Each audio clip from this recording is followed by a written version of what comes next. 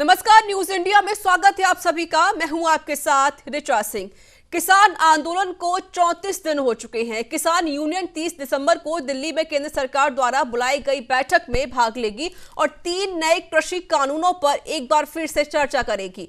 भारतीय किसान यूनियन के महासचिव सतनाम सिंह सहानी ने बताया कि हम 30 दिसंबर को होने वाली बैठक में भाग लेंगे और एक बार फिर से नए कृषि कानूनों के बारे में अपनी मांगों को सामने रखेंगे। किसानों के साथ चलते गतिरोध पर केंद्र सरकार 30 दिसंबर को लगभग 40 किसान संघों को 7वें दौर की वार्ता के लिए आमंत्रित किया है। किसान 4 स्पेशल एजेंडा पर बैठक करना चाहते हैं, जिसमें 3 केंद्रीय कृषि अधिनियमों को निरस्त करने की मांग, राष्ट्रीय किसान आयोग द्वारा अनुशंसित पारिश्रमिक एमएसपी को सभी किसानों और सभी के लिए कानूनी रूप से गारंटीकृत अधिकार के रूप में अपनाया जाना शामिल है। सूत्रों का कहना है कि सरकार ने किसानों द्वारा प्रस्तावित संपूर्ण एजेंडे पर चर्चा करने की इच्छा व्यक्त की है। तो कल बातचीत का नया दौर होगा। हो सकता है शायद आंदोलन टूट जाए और सरकार उनकी बातों को मान ले, ये देखने वाली बात होगी। लेकिन बता दें आपको कि आंदोलन को 34वां दिन है आज और किसान लगातार विरोध प्रदर्शन कर रहे हैं सिंगू बॉर्डर पर।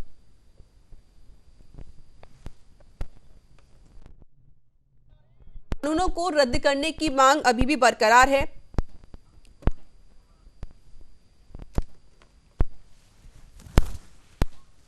और हमारे साथ जुड़ चुके इस पर अधिक जानकारी देने के लिए संवाददाता रमेश पुरोहित।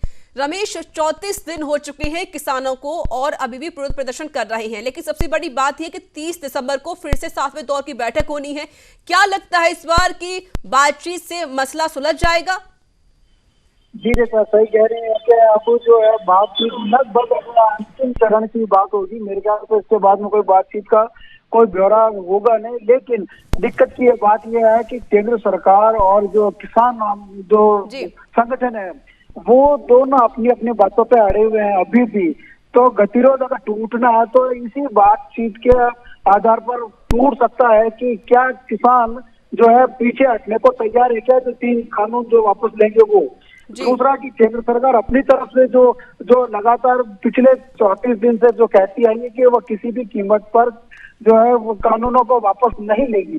तो गतिरोध का जो मसला है वो इसी बात को लेकर के है कि क्या केंद्र सरकार वापस कानून लेने के लिए तैयार हो रही है या किसान संगठन केंद्र सरकार की ओर से लगातार पिछले जो 35 दिनों से जो समझौते की जो बात की है, उनको जो कन्विंस करने की बात की है या जो सलाह और सुझाव देने की बातें थी वो खत्म होगी।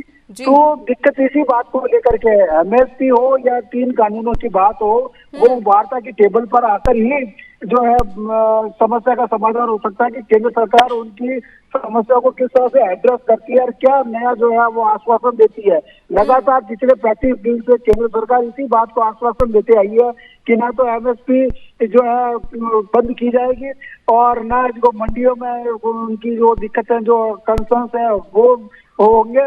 तो कुल मिलाकर जो कहानी इसी बात को लेकर के है कि क्या किसान संगठन एक कदम पीछे हट करके और केंद्र सरकार एक कदम पीछे हट करके टेबल टॉक करने को तैयार है या नहीं है। अगर यही बात दोनों के पक्ष में रहती है कि गतिरोध उसी बात को लेकर के है कि ना तो किसान जो है 3 कानूनों को वापस लेने की जो मांग है उसके पीछे हटते हैं या केंद्र सरकार अपनी बात से कुछ मुकरती है। बिल्कुल रमेश जी, क्योंकि आंदोलन को 1 महीने से ज्यादा का वक्त बीत चुका है और सबसे बड़ी बात यह है कि जिस तरीके से किसान की जो मांगे हैं वो बदलती हुई नजर आती है तो कभी बढ़ती हुई नजर आती है। पहले एमएसपी की मांग कर रहे थे, फिर मंडिया वाली बात आ गई थी, उसके बाद फिर तीनों कृषि कानून को रद्द करने वाली बात आ गई। लेकिन अब किसान कह रहे हैं कि पराली जलाने पर भी सजा और जुर्माना जो किया गया तो उसको रद्द कर दिया जाए। यही बातें बार बार आ रही है। मुख्य जो मांग थी वो पहले केंद्र ये कानूनों को लेकर के थी कि किसी तरह से केंद्र सरकार वापस इन कानूनों को वापस ले। जब वो बात नहीं बनी है, ना केंद्र सरकार की तरफ से कोई संकेत इस तरह के आ रहे हैं कि वह वापस लेगी कानूनों को।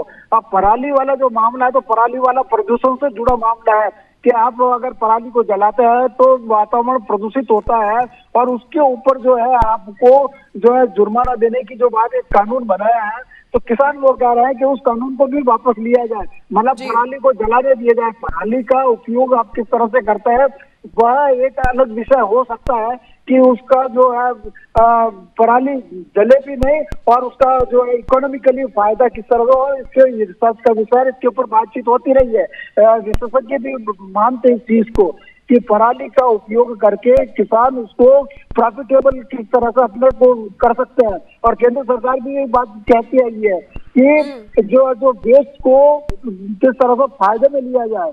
तो मामला वो जो कानून और जो पेनल्टी वाला है पराली को लेकर के, तो किसान ये चाहते हैं कि उस कानून को भी वापस रद्द किया जाए, पेनल्टी ना लगाई जाए ज्यादा।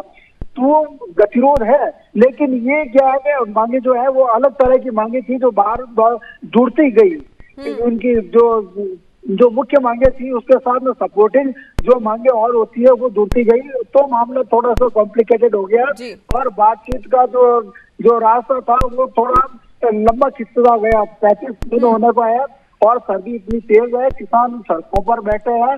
तो केंद्र सरकार और किसान संगठन दोनों मिलकर के अगर अब वो जो समय आ रहा है कि इसका समाधान निकलना चाहिए, अब ये बैठक में तय होगा कि वो रमेश जी क्या लगता है, क्योंकि छठे दौर की वार्ताएं खत्म हो चुकी हैं, वो भी बेनतीजा रही थी, अब सातवें दौर की वार्ता होने वाली है कल, तो क्या लगता है आपको कि जो बीच का रास्ता है वो निकलेगा और कोई समाधान निकल सकता है इस बार?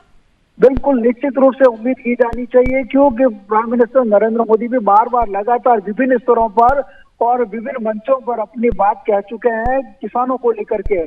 किसानों को उन्होंने जो एड्रेस किया है हर बार किया है, तो किसान संगठन भी समझ चुके हैं कि वार्ता का दौर किस तरह से जाने वाला है और क्या होने वाला है।